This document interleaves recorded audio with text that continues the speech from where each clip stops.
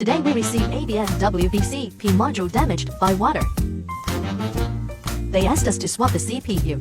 Let's speak a bit about the BCP. It looks different from BDC. And this other connector is partly populated. Let's first open this BCP. We can see that the BCP has been fairly damaged because of water. We need to remove the CPU, because there is no other way to clone the BCP. Disassemble the main board and remove the BCP CPU and the gateway CPU. Heat up the CPU.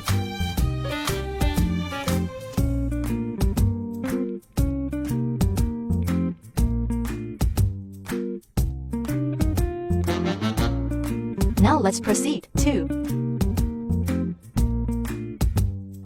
insert new tin beads on the original CPU. Install the original CPU on the new BCP.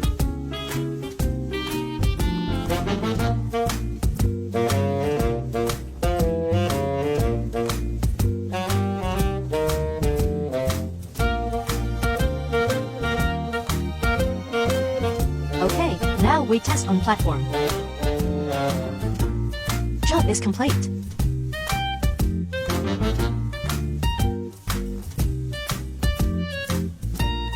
BCP can communicate. Do you like the new style of BMW keys?